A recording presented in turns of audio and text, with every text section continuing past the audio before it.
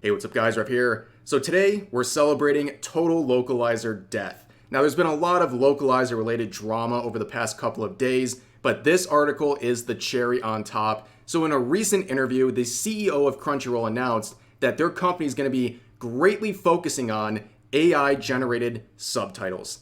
It's a bad time to be a localizer, ladies and gentlemen. Now before we get into the article, there's two things I want to point out. We're all aware that AI generated subtitles are not the optimal route. The optimal route is having trained professional translators and localizers who actually do their job, but people are not celebrating more AI generated subtitles. They're celebrating the fact that localizers are finally reaping what they have sowed for years with their garbage translations that they have continued to put out and their general disdain of anime and manga fans. And second, I want to point out that anyone shocked by this development is seriously coping. This is the most Crunchyroll move ever. They're always trying to save money, and this will save them a lot of money instead of having to pay translators. This is not a surprising thing for Crunchyroll to do.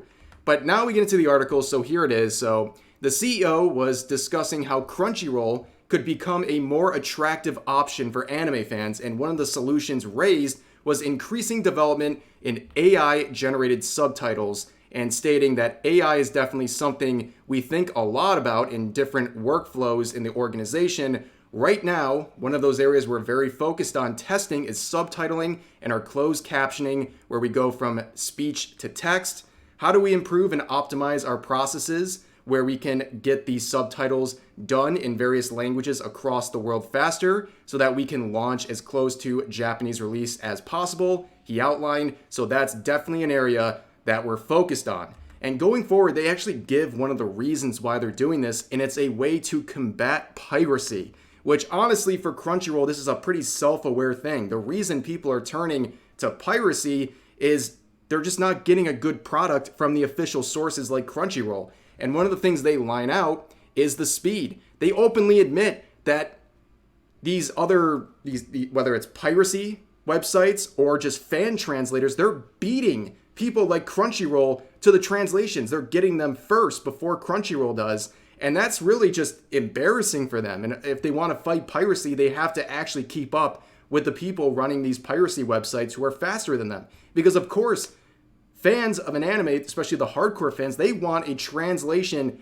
as soon as it's available, as soon as the Japanese release comes out. They want it as fast as possible. And they're going to turn to the person doing it first. So if Crunchyroll's already making people pay and they're slow, why would anyone keep using them instead of going to the piracy websites? That's just kind of the simple logic of it all. But that's the article. That's the statement from the CEO of Crunchyroll.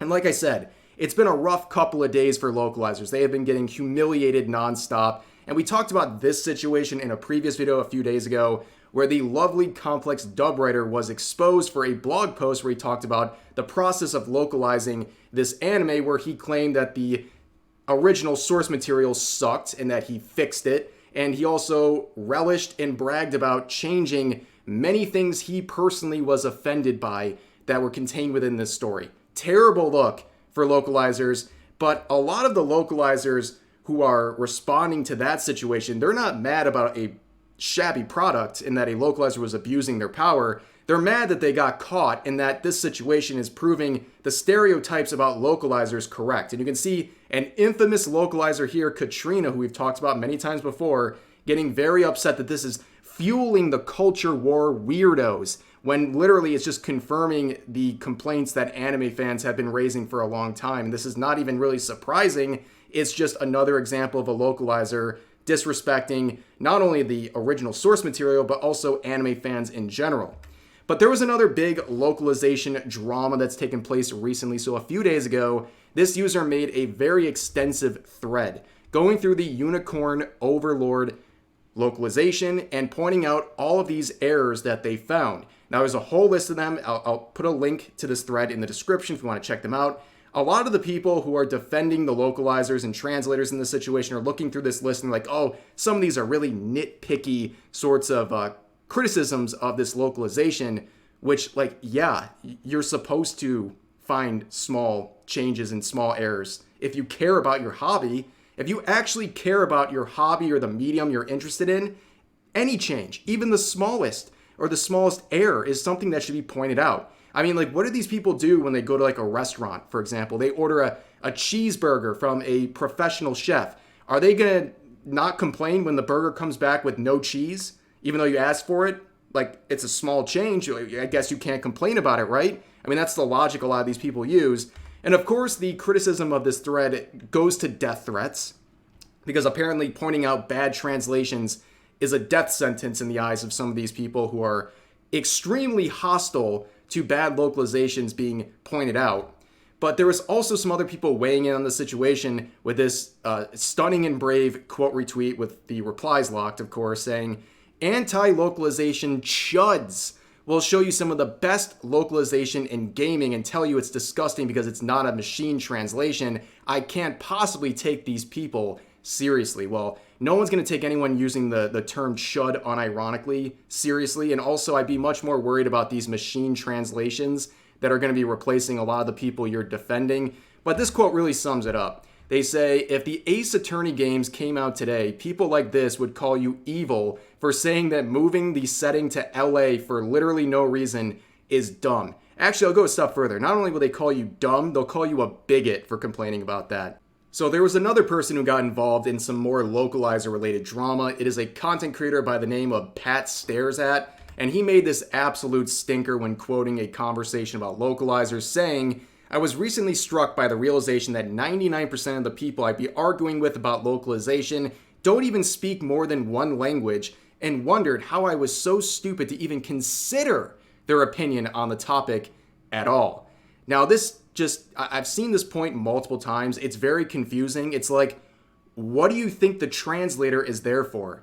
They are translating media from another language that the user doesn't speak. That's their job. Of course, a lot of these people don't speak Japanese. That's why they're having translations of the Japanese media. Like, what kind of a point is this? What else? In other news, like, a lot of people go to restaurants are hungry before they get there. It's like, to put this in a very simple example, it's like saying some person goes in for a surgery. It's supposed to be a brain surgery, right? And they wake up out of the surgery and all of a sudden their leg's gone. The doctor, instead of doing the brain surgery, amputated their leg. Like, what? Is the patient not allowed to complain about that because they don't have a medical degree? It's so ridiculous. I mean, just look at this. This is one of the infamous examples of a terrible localization from Fire Emblem. Do I need to speak Japanese to know this is wrong? This is the original translated dialogue of these scenes. This is the localization. Literally blank dialogue. I have to speak Japanese to know this is garbage? It's ridiculous.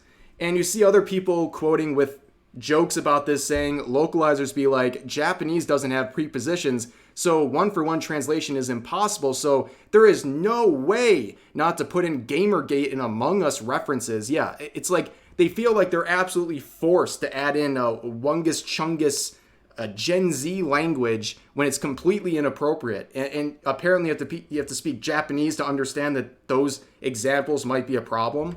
But here's another one saying, to be able to comprehend the intricacies of us inserting patriarchal societal demands into the script, you need to speak at least 2 dialects of Japanese. Otherwise, there's just no point in discussing it. Sorry. I mean, that's literally their attitude. Like, please explain how they had to do the classic patriarchal societal demands line. I mean, it's ridiculous if you're trying to defend stuff like that.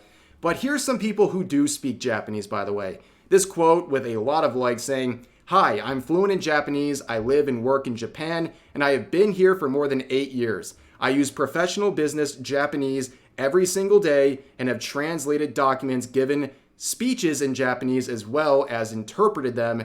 The people complaining are 99% right." And here's another person in the reply saying, "I speak Japanese and have pointed out a few bad translations. In a way, you could say I was the one who sent at least some multitudes of angry consumers after localizers, and you know what? I was effing right to do so. People should not have to be subject to garbage localization work." And I think that really sums this all up. Of course, there's no counter argument to any of this. You know, this person's demanding that someone has to speak multiple languages to have an opinion at all. And then people who speak multiple languages say something and then they go radio silent because they can't actually form a real argument to douse the complaints of angry anime and manga fans who are upset about bad localizations. But that's going to do it for this video. Another set of localizer drama, ladies and gentlemen. But I hope you enjoyed the video. As always, share your thoughts about today's topics in the comment section down below. And I'll see you guys next time.